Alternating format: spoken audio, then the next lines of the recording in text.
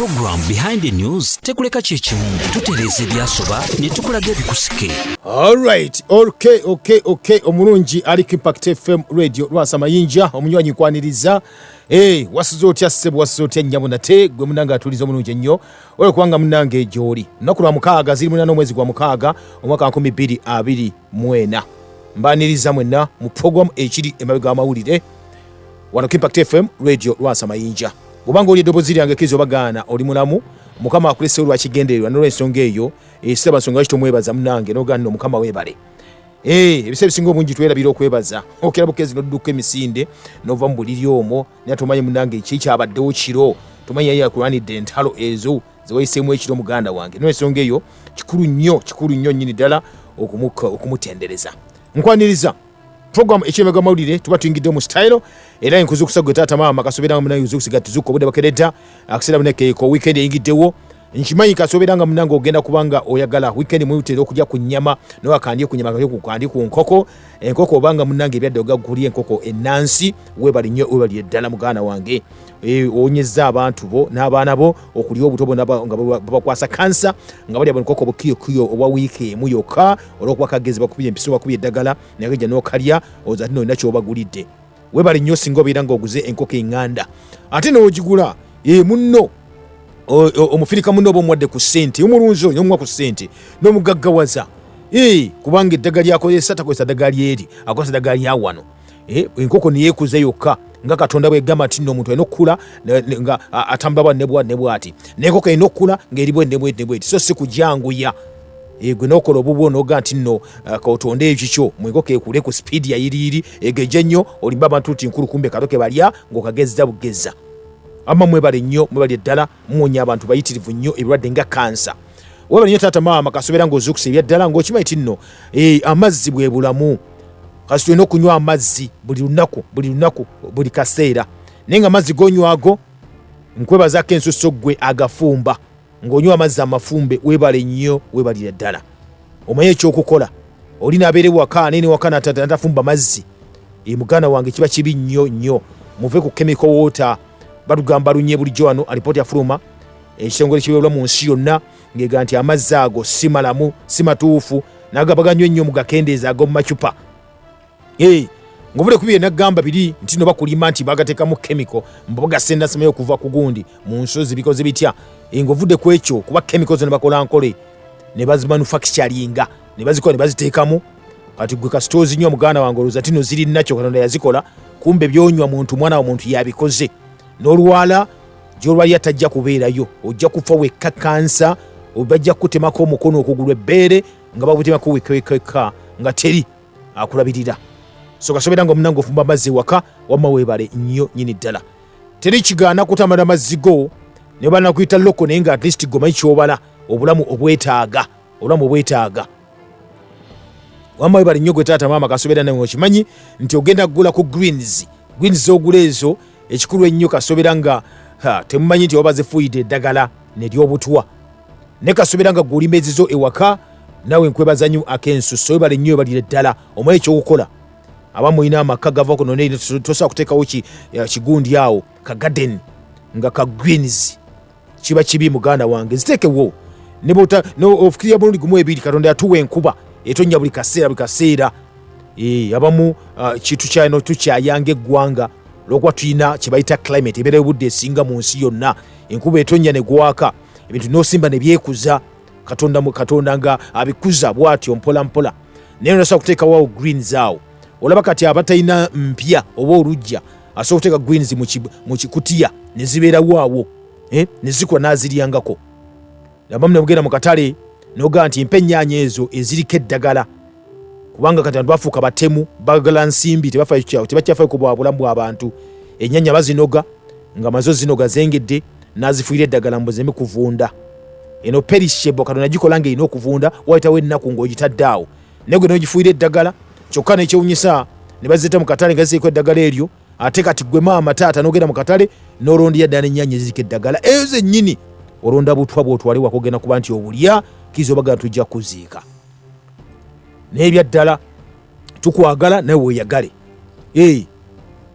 lima ku greens ezo batosobola munaffe ekikulu kiri nti nno ate ekirala kimulina okuba ndimukola mulinyo ku greens ezo ebyaddala mulinyo ne ku butula obwo muggyemu obutwa mibiri gyammwe ebitwa obutwa byonna tunywa bungi tussa bungi noyita muyigwa Kampala ng'ebikkakka biri awo noyita wange ekivundu kiyitiridde byonna bibeera butwa muganda nga tuzibe tuba tuyingiza mu mibiri gyaffe naye so bikendeeza ng'onywa ku bintu ebyo ebikaawa mpola mpola bijja kuba ndikuyambira ddala obeere nga ate munange oddawo ng'oli wakabinyonyi ddala nkwaniriza ebakwanga ozuukusegwe taata maama akaseera kano kenyini tuba tuyingiddewo mu style eno program eddwanga ekiri emabega amawulire nga bulijjo basore bannyabo omulangira Kalema nze gegange. Program Behind the News tekuleka kyekimu tutereeza ebyasoba ne tukulaga ebikusike. Okay, tuwakana ebyaddala Africa teyajja kuyamba okujjako nga gwennyini wesitukiddemu n'ogaano kankwatiyemu ku bintu bino wammanga mugana nga tuliriza nakusuubiza wiiki eyaggwa nega nti wiiki nja kuba nkuwa nate that is agamu kwago nga omanyi kino program ekiri emabega amawulire tuba tujje munange ensonga ez'enjawulo zewalabye zoyire mawulire obadde ntuufu oba nkyamu ne twongera okuba tuzinonyerezaako muganda wange nzija kugamba lunye wano nti nno wegendereze nnyo naga nti nno obwongo bw'omufirika bulina okwaba mirundi ebiri waliwo obwongo buno bwe tubeera nabwo mu kiraasi batusomesa ne baga nti nno omuzungu John Speak yagala n'avumbula omugga naga n'avumbula ensibuko y'omugga Kiira obwongo bwe butyo buli obwa bitabo nyati no buli obwongo bwa common sense obugamba nti no ddala ate abamutwalayo abali abasoga bo wache mbogerako okitegede so bakubuza mu kirasi tekawo answer yabwe nengo osigaza gwe nawo manye kituufu kati no obwongo birundi ebiri no kwanti obutegeera nti side A nti olika saakuwa ekintu bwati soka weebuuza tanakikuwa mwebazenga waalise kamu naye ddako emabega soka weebuuze ddala lwaki akimpadde anumirirwa nnyo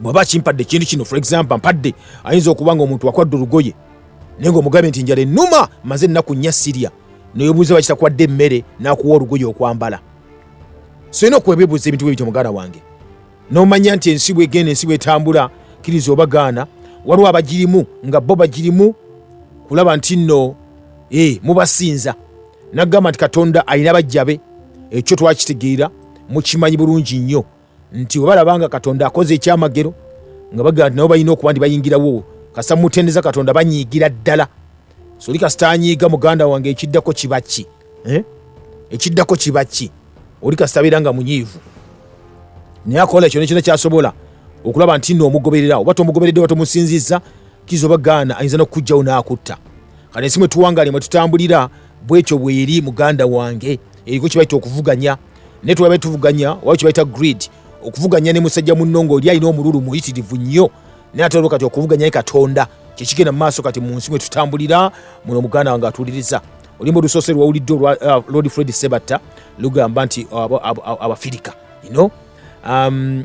olimba olwo mulimu ebintu bingi nnyo nnyini ddala emu tukize tubyogerako wano mpola mpola naye nga ekikulu kiri nti emu ku ebyo twogerako bigamba nti abasajja bana beyita bannaggagga abamalayo babinyonkondo abakola ssente mpitirivu ennyama ssente mpitirivu ennyo nga ate ezimu ezisinga obungi ate bazijja muffe nga kyebagala total control olwokuba nti bagagga nnyo bagakozesa okuba ntibajeddiza batupulaningira buli kaseera baga Katonda pulaninga ne bakabapulaninge baga nti obanga okkiriza mu Katonda nabo kaseera nabo bakkiririzeemu at least bawe mwawule mu laavu eyo jowa Katonda nabo baweeko ku laavu eyo bw'ogaana baga basokutta nekira baga basinza Katonda amaanyi batandika okutonda nabo benyinyini nga Katonda bwali batandika okukola ebintu ebyenjawulo muganda wange nga kkiriza obagaana bagala obenga Katonda muvaako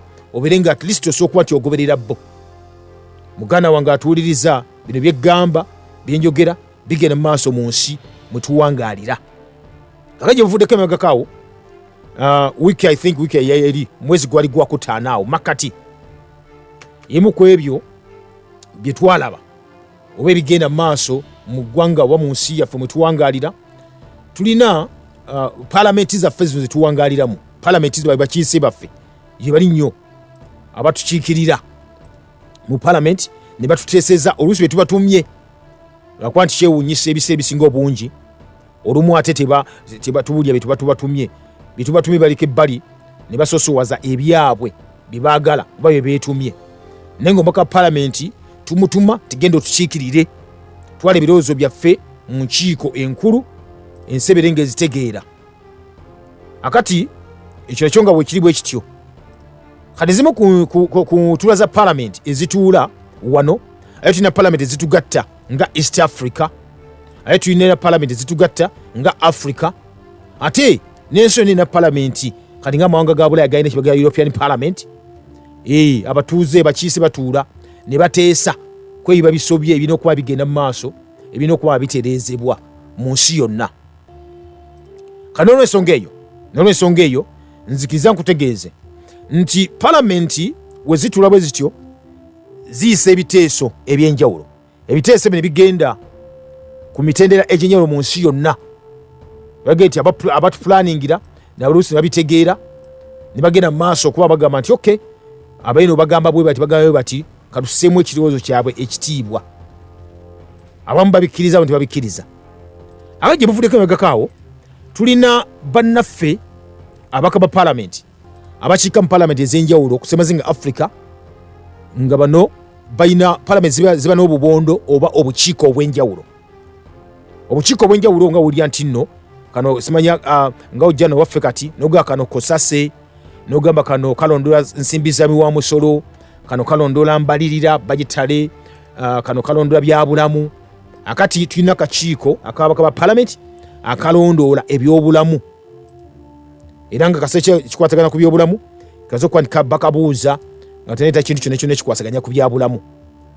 Kakati nno tekali ku mu Uganda yokka wabula ku palamenti zonna ne this time around tuwakwa twogera ku kakiiko kana kali ku Semazinga Africa oba akakwasaganya ensonga ezaffe nga bannayuganda wano oba nga Abafirika.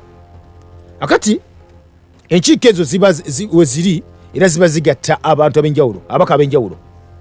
Kajivuddeko emabegakaawo akakiiko akaliko abaka ba palamenti akasemazinga Africa wano mu Central ne East Africa katuula nga kemulugunya ku nsonga emu nti nno waliwo olukuŋŋaana olumanyiddwa nga olwa World Health Assembly, ekitongole eky'ebyobulamu mu nsi yonna ekimanyiddwa nga World Health Organization kituula buli mwaka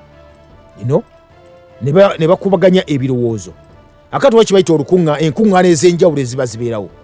Kati omundi guno olukuŋŋaana lwatudde mu mwezi ogwokutaano era lwakomekezeddwa ng'ennaku zomwezi zabadde nga 2 omwezi guno gwennyini gwe tulimu.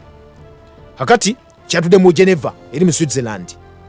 Olukuŋŋaana olwo olwa ebyobulamu mu nsi yonna, naye ng'ekimu ku agenda ebyabaddeko kuba ku lunaku olw'omukaaga lwe lwakomekerezebwa, ekimu ku agenda ebyaliko kyali kyakuba nti ekitongole ky'ebyobulamu mu nsi yonna kyaleeta ebimu ku ebyo kibalina okuba ne bateesaako beta agenda ebibeera ku mulamwa. Ebimu ebibeera ku mulamwa kwaliko ekyokuteesa n'okutereeza. Wulira, balina n'okusettinga ebimu nga bagaa tulina guidelines, tulina regulations gaba nga amateeka ge tulina okugoberera singa beerawo embeera yonna ebeeguddewo. Kati omundi guno ekitongole kyalina okuba nkiteesa watya we kiyinza okuba nga kyeŋŋangamu obutabanguko nga buguddewo, kibeeta pandemics, obutyabaga nga buguddewo mu byobulamu.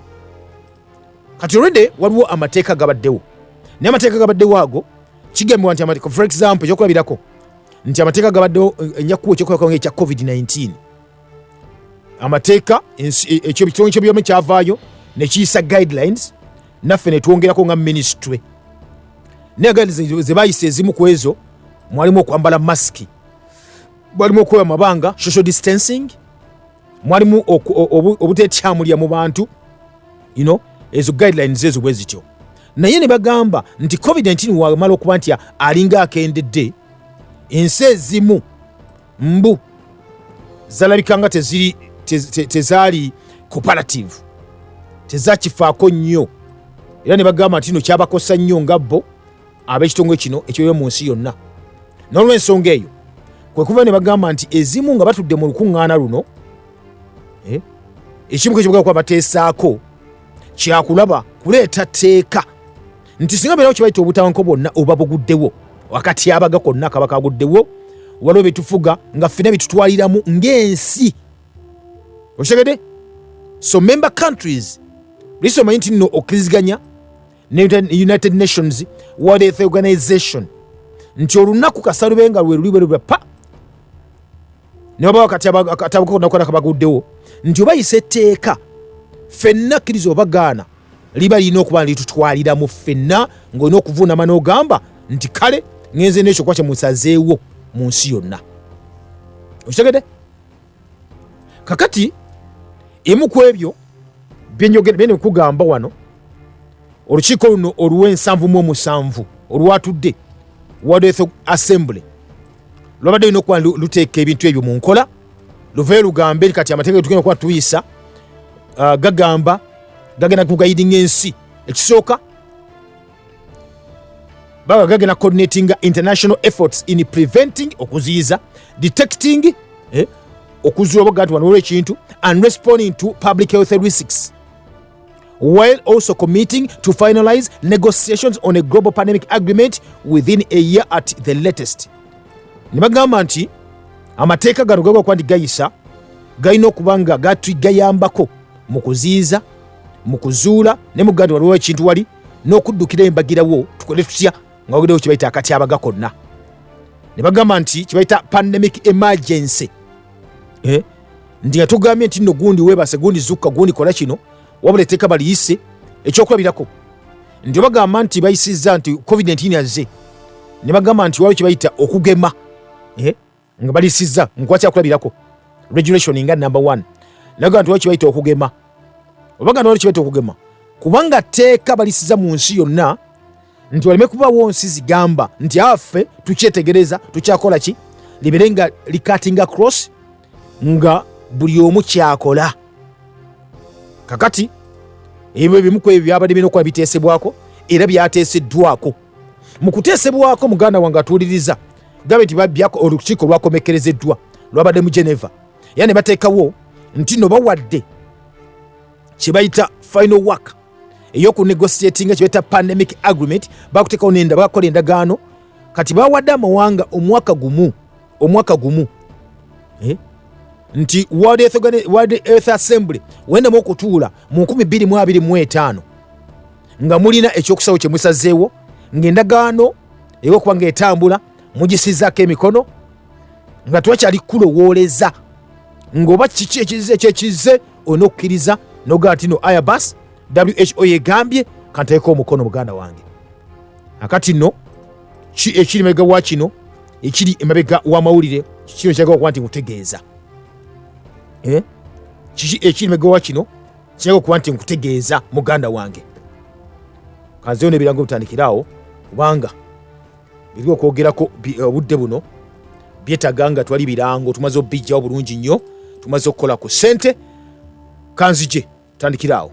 Program Behind the News tekuleka kyekimu, tutereeza ebyasoba ne tukulaga ebikusike. Tutereeza ebyasoba ne tukulaga ebikusike. Omunywanyi tuli ffenna tuli mu program ekiri emabega w'amawulire Behind the News. Kakati nno mbadde gamba ebigambo ebyo nga nkuwa that is a background oba kino kenye tugamba kwekiva nti nno olukuŋŋaana lwatudde nga wetuula ne luyisa amateeka agalina okuba nti gafuga that is ebyobulamu mu nsi yonna era nga bagala okuba nti bagala gamyumyulwemuko nti kubanga ensi ezimu ziva ku mugendo gwabwe balina okuba nti batambulirako muganda wange ne bakola ebyabwe. Akati wiiki eri eyaggwa ababaka abatu akakiiko ku bukiiko obw'ebyobulamu mu palamenti bagano balina okuba kubajjukira ensi zonna ezigenda okuba nga ensi zonna ezivunaanyizibwa eziri wansi wa that is the WHO UN zirina okuba ziwa contribution yaazo ziteesa zitya ku kino ekigenda okuba kikola kiyisibwa. Abamu tebannabiwako no mu palamenti zaabwe era bennyamivu nnyo, abalala biyita eri bbali, abalala bagamba ne mutabitegeera bitegeera nti birina okuba bigenda mu maaso. Naye akati ttiimu yeesitudde eyawana e Uganda, eya Kenya n'abakungu abalala ne boolekera mu maka g'obwa pulezidenti wane waffe, njogera ku pulezidenti Yoweri Kaguta Museveni. Wiiki ejo nagamba emabegako era olwatuuse muganda nga atuuliriza ttiimu yabadde nnene kubanga kuwabaddeko benza okuba nti nkutegeezako muganda nga atuuliriza First Lady Mama Janet Kataha Museveni yabadde bulungi nnyo, tiyabadde yekka muganda wange kubanga yaddeko abakyaza wamu ne President Yoweri Kaguta Museveni nabo bennyini bakyazza abakungu balina okuba ndi kutegeeza. Wabaddeko omwami Dokita bamuyita Dokita WAHOME Ngare. Ono Dokita ye atuula ku lukiiko olw'e Kenya okuva mu ggwanga erya Kenya. Ono Dokita WAHOME munnange atuuliriza is a medical doctor okuva mu gwalo 1991 era nga ya specializing oba mukugu mu kye bayita obstetrics and gynecology okuva mu 2000.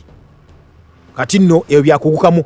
Wetwogera ku ebyo gynecology of course twogera ku ebika by'eddagala oba omuntu okuba nti yakuguka mu kulabira abakyala mu biseera ebyokuzaala, biseera ebyokuba embuto n'okuzaala mu biseera ebyo n'okwekenneenya endwadde ezitera okukwata abakyala mu bitundu system byonna ezaala kye bayita female reproductive organs.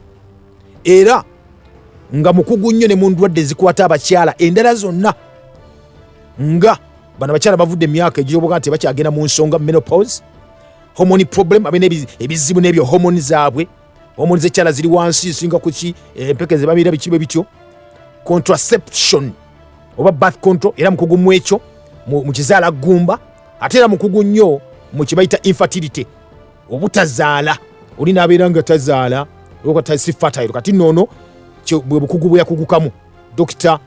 That is WAHOME Ngare. Yali ku tiimu eyajja wano okusingana obukwemeza eggwanga ne maama niyo yako babagamba. Abala abaliko ku tiimu eno munnange kwaliko kye bayita African Members of Parliament begambyeko bano, nga kuliko omwayi bamuyita Shabunam Muhammad, kwaliko n'abala bayitirivu abaka ba Parliament ab'enjawulo abajja nga gati nno basome babere nga balina obubaka babayite eri president, nga tetunnagenda mu kiiko luli lwegambyeko olw'ensiyo n'ebyobulamu olugendo kuba nti luyisa etteeka ino kwali cutting across mu byobulamu byonna. Kakati Dr. WAHOME lwaki mwesibyeko nnyo kubanga mukugu bano yabasinga obukumu ebyo byetwogera okuba twogerako. Yavaayo n'asomera His Excellency ebbaluwa ekiwandiiko, era njagala okiwize bulungi nnyo tube nga tutambula ffenna mpola mpola, kiraga nti behind the news n'okumanya ebigenda mu maaso bitambula bitya wonna wali ne tuba tutambulira wamu. Kale wuliriza yagamba bw'ati. Your Excellency General Yoweri Museveni Kaguta, President of the Republic of Uganda, Owekitiibwa ennyo Yoweri Kaguta Museveni, President gwanga Uganda, and the distinguished guests. Kyamakulu nnyo n'abagenyi bonna abali wano basamu ekitiibwa. It is indeed a pleasure to be here again to discuss matters of national importance. Kirungi nnyo okuba ndikomye omundi omulala wano okwogera ku nsonga ezizimba eggwanga and matters of importance to the sovereignty of Africa. Ate ensonga era zikwatako ng'obumu obwasimazi nga Africa. This time our concern is WHO. Omulundi guno ekitukwatako nnyo kituleese wano kya kitongole ekiweebwa mu nsi yonna, World Health Organization, WHO. WHO has been the cornerstone of the advisories on medical care in Africa for a long time, and WHO has done many good things for us. WHO ebadde nkulu nnyo nga yeesigamizibwako mu byobulamu kusemazi nga Africa okumala ebbanga eddene nnyo, era ekoze ebintu binnyo eri gye tuli. But WHO is also doing some very bad things that I would like to bring to your attention. WHO naye ate waliwo ebintu byekola ebirala ebibi ennyo binayagadde okuba nti nkubuulira. There is an international health regulation of WHO that is what WHO uses to guide in the management of pandemics. Waliwo etteeka WHO lyekozesa okugezaako okuba nti ekwasaganya ebibamba biba biguddewo. And there is a proposal to amend that document, Your Excellency. Waliwo nate byagala okuba nti bireetebwa okukyusaamu mu eryo etteeka. And the amendments so proposed are going to convert WHO, which is an advisory body, era lino etteeka erijja kati ligenda kukyusa ekibiina ekya WHO ekiriwo okuba nti kiwa amagezi from that is run by bureaucrats who are not elected into an administrative authority. Ekidukanyizibwa WHO edukanyizibwa abasajja bannaggaga baki abatalondebwa bulondebwa that will have power to usurp the sovereignty of member states in case the Director General simply says that there is a pandemic. Ebyo ne balondebwa bulondebwa tebalondebwa kubanga bayingira mu office era temuyira buyinza obagoba nga mu member states abali wansi wa WHO singa abasazeewo nti kino kigere maaso. Now, the negotiations for that international health regulations plus a new pandemic treaty are currently going on, and there will be a meeting this May, this month. Actually, we are in. Kakati ebyo okukyusa mu tteeka lino n'amateeka amalala amapya gagenda mu maaso wenjogerera nkugambye olukungaana lwawedde General Assembly yawedde nagera ajja kuba meeting mu guno omwezi gwe tulimu ayoga mwezi gw'okutaano gwe tuvuddemu. And the negotiations have been headed by the Ministry of Health technocrats, ministers of health, ministers of foreign affairs and ambassadors. Era nga enkungaana zino of course zikulembeddwamu baminisita ab'ebyobulamu abambassadors baministers b'ensonga z'ebweru w'eggwanga. And I'm not sure that they are briefing the executive and the parliaments in the different countries. Wabula siri sure oya simanyi oba ddala bayi bagamba nga cabinet nti bajja eri bayi batuusaako ne bayi bagamba ne parliament ez'enjawulo oba bazigamba ekiba kivuddeyo.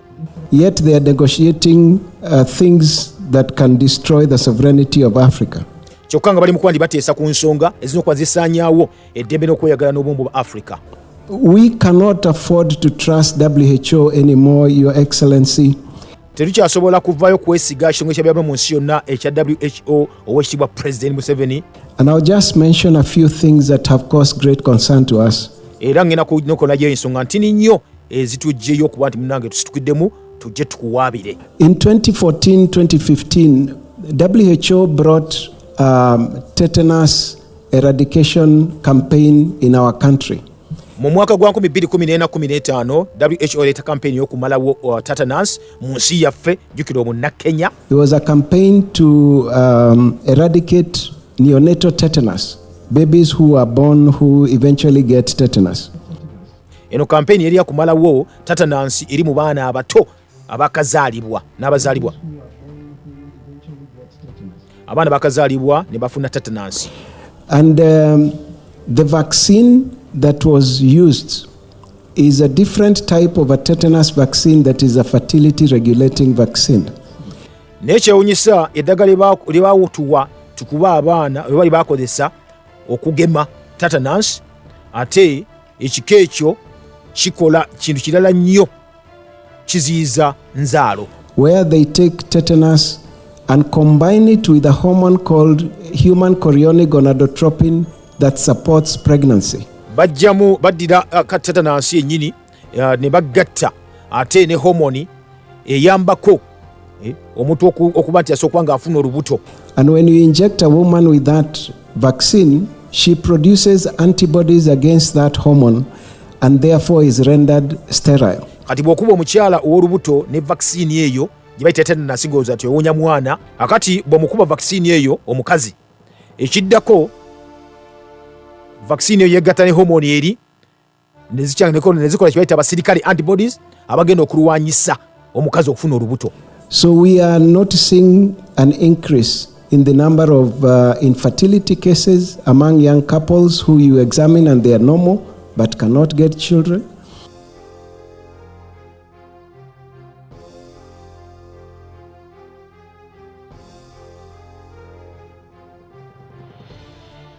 Or couples who are losing 3, 4, 5 pregnancies before they can carry any pregnancy to term.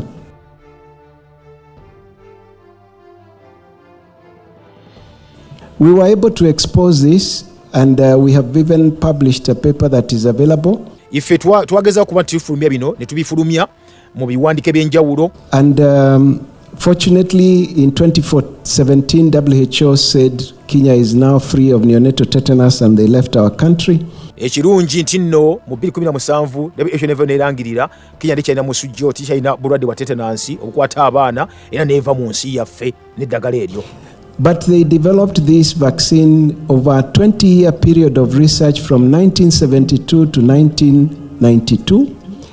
naye bali bamaze kuba vaccine emaze kuba nti ebeerawo bagikoze emyaka 20. And they used that vaccine in South America. Era vaccine bagikozesanga mu mawanga nga South America. And it is possible it has been used in many other African countries. Era nga tulowooza n'okulowooza ati nno eyinza okuba nga ekozesebwa ne mu mawanga ga Africa mayitirivu nnyo. The second reason we cannot trust WHO, Your Excellency, is malaria. Ensonga endala lwaki tesobola kuba twesiga WHO owekitiibwa President Museveni eri nti ku kya malaria musujja gw'ensiri. UK was able to eradicate malaria in 1921. Eggwanga erya Bungereza lyamalawo malaria mu mwaka gwa 1951. The US was able to eradicate malaria in 1951. 21, this is 51. Then America yo ne malawo malaria mu 1951. And from 1955, WHO has been working on how Africa can eradicate malaria. Okuva mu mwaka 1954 WHO ebadde eri mu kuba nti enoonya esobola etya okumalawo malaria ku semazinga Africa. And up to today, we still haven't been able to eradicate malaria. Ne paka na lunaku olwaleero tesobola kuba nga tugoba omusujja ogw'ensiri. And now they have proposed GMO mosquitoes. Era kati wetwogerera bateesa bagamba bagweta ensiri enkolerere. Seems like it's not enough to own seed that is going to be used to make our people poor. Kirabika tekibamaliridde okuba nti bube nnyini baleeta wano ensigo ezigenda okuba zireetera abantu baffe okuba abaavu. Because of GMO seed, now they are making GMO, they are proposing GMO mosquitoes that apparently will sterilize the natural ones. Olwa GMO seeds ensigo ziri enkolerere esanyizaawo ezaffe zizi nansi kati wetwogerera bakuba bali tekibayita GMO mosquitoes nti ezigenda okuba ziyambako mu kuba nti munange we ziri nnyira zegattana zino ne zifuuka eŋŋumba nga tezikyazaala zino eziriwo kati. Now we do not know the extent of damage that kind of activity would take. Amazima ge tutumanyi nate kijja kukomawa kino oba obuvune banaatuleko bunaakomawa. But worst of all is that they are proposing vaccination of our children against malaria. Naye ate kisinga obubi ennyo bali metugamba kati akaseera katuuse bakuba ndi bagema abaana baffe nga bagema omusujja gw'ensiri. Yet malaria is a treatable disease. Kyokka nga malaria bulwadde busobola okuba nti bukola ki bujjanjabibwa. In fact, the herb that is being used, the trees that are being used to create quinine, which is one of the best medicines, especially where there is resistance. The trees are growing here in Congo. Mu kujjanjaba malaria erimajja erya quinine emiti egirikoloba eddagala balijjamu naye obanga obulwadde bugaaniddewo emiti egyo bagisemba wano mu ggwanga erya Congo. Artemisia afra, Artemisia annua is a herb that treats malaria just from drinking the tea of the herb.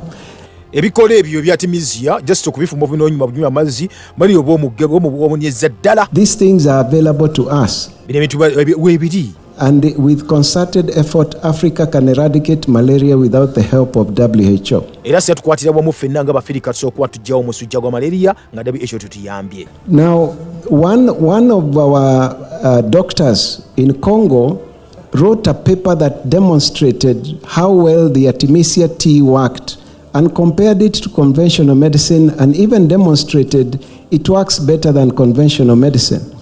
Omu ku badokita baffe abali mu ggwanga erya DR Congo yavaayo n'awandiika olupapula n'alaga engeri eddagala lisobola okuba nga liyambamu ate nga liwonyamu ne malaria nti lisinga n'erina eddagala lye bagamba ery'abazungu lye bakoze ekkolerere. And 2 years later his paper was pulled out. It was retracted. Emyaka ebiri egyaddako byawandiika byonna research gwe yanoonyereza baamukasuka mu kasero. We do not need a vaccine for our children to treat for malaria. Tetwetaaga ddagala lya kugema eri baana baffe okubagema musujja oguleeta ensiri. Then, Your Excellency, WHO also proposes the use of the HPV vaccine to prevent cancer of the cervix amongst our children. We are supposed to inject our girls from the age of 10 with a vaccine called human papilloma HPV vaccine. Owekitiibwa President WHO era egamba tukozese vaccine emanyiddwa nga HPV nti tuwewonye oba abaana baffe babageme kansa w'omwoga n'abaana. Tulina tuba kirugamba tukikakatako okuba abaana baffe ebisinga tubagema ab'emyaka 10 gyokka ab'obuwala ne vaccine emayiddwa nga human papillomavirus HPV vaccine. Now, that vaccine is being said to be a vaccine for preventing cancer of the cervix. Kakati vaccine ebadde bagamba nti nno eyambako okuziyiza kansa omwaga n'abaana. Your Excellency, that vaccine is for a sexually transmitted disease. Oweekitiibwa President Museveni eyo vaccine eyamba buyambi kuziyiza ndwadde ez'obukaba Called human papillomavirus disease. gye bayita n'obadde obayita human papillomavirus disease. It is not for cancer. Si ya kansa. Now, any virgin, whether male or female, is not at risk of getting HPV. Omwana yenna embeerera oba enteeka ategatako na musajja oba na mukazi yenna tasobola kufuna bulwadde bwa kikaba. And it is only on the first sexual experience that there is a risk that one could get this disease. Okujjako oba nga atandise okwegatta n'abantu abalala maybe wayinza okufuna nati obulwadde obwo. And if a woman got this disease and got sick with HPV, ate era omukazi singa afuna obulwadde buno oba akawuka kano aka HPV n'alwala, over 90% of them, their natural immunity destroy the virus and she doesn't need any treatment from anyone. Singa omukazi afuna obulwadde obwo ebitundu 9 ku 10 bawonna omubiri gwe gifuna gikola abasirikale ne bawonna nga tobadde na ddagala. A small group of 1 to 10% will develop persistent disease. Just akatundu katono nnyo nga 1% kokka kayinza okuba kamaybe buyinza bayisa obubi. And this persistent disease undetected for 15 to 20 years is the only time it would give them a risk of cancer. Ate kitwala omukazi ofuna kansa singa bafunye obulwadde buno kitwala emyaka wakati wa 15 mu myaka 2. And Europe and America were able to reduce deaths from cancer of the cervix to negligible levels by only popularizing a test called the pap smear test. Ate nga Europe oba Bulaaya bakendeeza bo kansa omwaga n'abaana nga bakola testi emayiddwa gyayogeddeko emayiddwa nga ey'okusmearinga eyo. Among any woman who has ever experienced sexual intercourse, one test done every 3 years. Ndio test just bakola oluvannyuma myaka 3 eri abakyala bonna kasobola nga omukyala weegaseko n'omwami. Your Excellency, WHO has always been an advisory organization.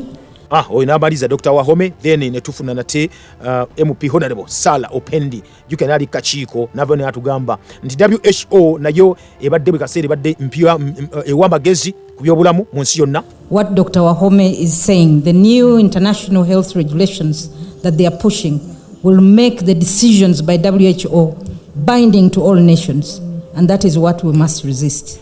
Dr. Wahome kyagamba nti n'amateeka gali mukwani bakola gajja kuba ne gakwata ku nsi yonna nga togawakanya tokola ki. Era ekyo kye twagala okuba ntugaana. So if they decided that Uganda needs to have this vaccine, then it will ensure that the vaccine is actually given to all the people, because that is their decision, and those are the health regulations that we are saying should not be passed by the health ministers. Bwe basalawo nga bo nti Uganda eno okufuna eddagala lino okugema abantu ne bafu obaddamu kitegeeza nti buli omu ajja kuba nti afuna eddagala eryo kubanga kyo kubanga basazeewe batyo. Era bwe tugamba nti nno tebalina okuba nti batukiikirira, tebalina okuba nti babiyisa. President Museveni olayogera muganda wange ulira. Now Dr. Wahome has now rang the alarm bell. Kaseera kano Dr. Wahome akubye akada atuzukusizza. I have been proud promoting 13 vaccines in Uganda. Oh, you go and be vaccinated. 13 of them, including the one he's talking about, the one of anti-cervix cancer. Mbadde nenyumiriza mu kuba nti nze nvaayo ne ngamba abantu babageme kumala endwadde eddagala eryo endwadde babageme kumala endwadde 13 n'ambirira mwono mu Uganda nga ngamba abantu babageme endwadde 13 nga mulimu neeyo gyadayogerako eyemayiddwa nga HPV egamba nti abaana tebalwala kansa omwaga n'abaana. So I thank you so much. I want to read that paper. So nkwebaza nnyo era njaga kuba nti nsoma ne pepe gyewafulumizza. So you are now coming up to fight your wars, because for us we fought ours. We are now in the background supporting you. Now you take the lead and fight these wars. Kati mutandise okuba ndi muvaayo okulwana entalo zaabwe ng'abasawo kubanga naffe twalwana ezaffe ng'abasirikale abalwanyi ffe tuli mabega tujja kuba tubawagira era kati mutulemberemu mulwane entalo zino. And I thank you for immunizing me against WHO, because now you have given me a vaccine to be careful about WHO. naga era nkwebaza kuba kati ongemye eri WHO weba bulwadde mugana wange aba awonye kubanga ompadde kati ekigenda kuba kinyamba obutesiga WHO mukulembeze gwanga Uganda omunja atuiza ali Impact FM Rwesa Mayinja ene program ekiri emabega wa mawulire wetuli awo mugana wange atuwuliriza ekibuzo kiri nti muna abasonyiwa. Program Behind the News tekuleka kyekiwundu tutereza ebyasoba ne tukulaga ebikusike. Tusimbudde esimu nga 2 zokka bere nga nva wano ebyaddala budde butambula noti 7 noti 5 8 oba noti 7 mukaga noti mukaga 7 noti 2 wetuli awo wanji mbadde nkulya tokuveko buvi ojja koda mokobugala Kakembo Wilson team team welding nakaseke wano Kakembo Wilson bisebe nyo nakaseke bage mifuma bage bagitumbudde kwe bali Impact FM ange bali kuuliza simu makundi wanesanga kati esimu Nde tulwana nga tuwagira programu ya feno abakulembeze nabo bakitegeere byoyogera kinsanyiza nnyo nti his excellence bwategeera ebintu nga bino ekitegeeza nti mulangira mpulidde essanyu lingi programu yaffe egenda kweyongeramu amaanyi era Uganda bajja kubeera balamu okweggyako endi embi embeera embi yonna yonna eyokubyala ebintu ebitatizimba alitwala ekyokwebera ku mulangira amazzi gayingiramu obuwuka bannange nago twali gafuuyidde eddagala eryobutwa buse oba tulina gafunye amazima nkweyaziza yakomyekawo n'abalaba bese naye nsanyusa nnyo okwamulangira tubadde tulwana nakuba esimu puroguramu eze ku mpewo naye abakulembeze bakitegeera aba palamenti bakitegeera nti eddaka omuntu okulya emyaka enfu akuwa akaluba ajja kupaaveewo naawe ofiirwe webale nnyo ssebo amina webale nnyo bali eddala nabagamba nabategeeza Dr. WAHOME kyadayogerako kino kyoyibabyako wano ensiri enkolerere laboratory tugiina wano ewaffe entebe ensisa twafuna ssente Uganda Mali ne Burkina Faso laboratory weitu zirunda ebyaddala wanji mukulu kalema nzifuyo mukisa baba mbadde manyisigalidde webalenyise amanya nze kyaligamba Alex nga fotoman wano Rusango kakati sebo nange bannange mpuliranga nina essanyu omukulembeze bw'aba alabye awulidde ekintu ng'ekyo era naye naaba nga akitegedde mpulira essanyu nange era oyo omusawo oyo bannange ng'akoze omulimu ye pulezidenti kyemusaba bw'abanga naye mu butuufu abirabye agagga tangiriza anyweza alemerewo buno ebiraba bizze ebyagundi ekitongole agulupannayo awulamu dukumpulira kati awo mukulu kalema okulamu yaffe ewangaale olamusijja webale wa naye omukulembeze waganga agambye ffe tukwate mundu zaffe saidi eno yalwana ebibye naffe tulwane zino ezaffe omusajja wa NRM ogamba otya bwana Kibogo Isa Engolwe Kagulu Buyende district one omagogo yankiikirira mbuuza nti kyama ki ekiri emabega w'ekirwadde ky'amaaso ga red eyes kubanga gatuli bubi nnyo nabagamba oli twakyogerako ekyo munaaba amaaso ago bannaye wanji wanji nyabo nsanso kuwulira mulangira munnange miscarriages nyingi abaana bavaamu nnyo embuto nga temalinaku ekivudde ate n'okusalibwa kungi tebakyabawa gaapu yakutindika kale omusajja oyo mutuufu nnyo neyanzeege bannaye puroguramu etiisa naye tulina okuba tugikola kkiriza obagaana wanji yesibu amanya kugenda mawojolo yesibu munaye ne musanyufu nnyo puroguramu yesibu n'omusawo oyo tutangaza ku bintu ng'ezo weewaawo ekyamazima ku ssaawa eno obuzira abaana abalenzi n'abawala omwana nga n'omugamba ku kyokuwasa ekyokufumbirwa n'omwana agamba saagala neweebuuza obuntu buli yesibu ate ng'omwana olaba akuze emyaka zimugendako naye ng'ekyamazima oli avaa nakupaaka abanagamba nekiina apetayitira musajja saagala seegomba abamu tebakyagenda mu nsonga kakati netubwana fena tetumanyisa kukola naye kakati wevayo nga mukulembeze naye ng'agambye nti bamugemye kweddagala eririva ebweru ekyamazima tuba tulaga nti no tulina we tugenda oba tulinamu essuubi kati mukulembeze waffe. Okay. Webali nnyo webali eddala. Okay. Pweze yafunye eddoozi kati takyakiriza takyakiriza bigundi just bijjabuzi we batyo. Impact FM. Hello. Listen. Nawe tuweleza muganda wange. Gwe bali kuliza simu. Nze munabugerere kimuli kitanule. Ndi mu bbali constituency abantu yanjikiriza naye. Esooka okwebaza naddala leedi eno n'abakozi baayo. Kubanga bikupevera ab'emiramu. N'okwogera ebizimba. Awulire n'ategera bitegeere kuba ensonga. Etwasanga okuwuliriza Impact FM. Ekyo ebizimba. Naye ngiraza okwebaza obwebaza. Wakwendi webali nnyo bali ddala. Okay. Okay, Salongo Arthur agambye nti nno now obulamu ebyaffe biri mu mikono gya Luther Cheng to stand with us. Good morning. Minister Luther Cheng amye naffe. Omusajja abuuza nti nno bwe bateesa eri babyeta mu parliament mbitegeera bannayuganda mbitegeera oba nedda. Olukungaana lwatudde era ekiteeso kyayisibwa bagabadde mbaki omusajja yagambye nti nno babiteesa naga bijja kubiyita bajja biteesaako mu lukungaana luli World Economic Forum. Kibaga nti nno abasajja abakulembera WHO ng'obudde kuwono Dr. Wafono Tedros owa wano si ba doctors naye basalirawo ensi zonna.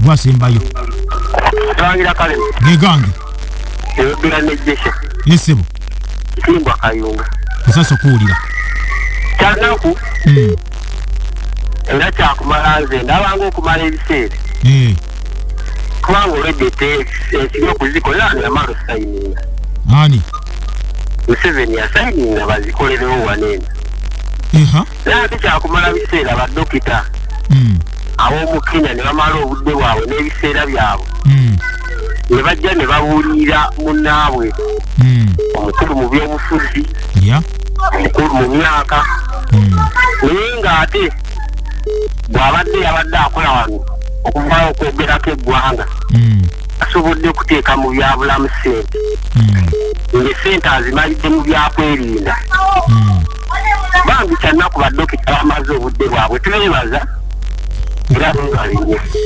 naye pulezidenti waffe gwe baliko tasobola kuteekesa ebyo mu nkola sigala ng'owere kale webali nnyo ne president yagambye nti abawadde go ahead bagende maaso nga bayikola so tulinde tulabe tumuwe chance eyo tulinde chance eyo n'abano bawa Dr. Museveni bano beringa banoonyereza sometimes babikola emikono giba misibe kiva nti agamba nti no bo kubasiba mundu fa boogera naffe twogere nawe so bakola ogwabwe kati gwe munansi ali eyo gw'onookola ki nkusibudde mbeere bulungi mweraba tunasinkana tonda nakondako naye ne mbeere bulungi kuba tubeetaaga okuba nti nno muli balamu omulangira kamege gange ekimega mawulire mbasibudde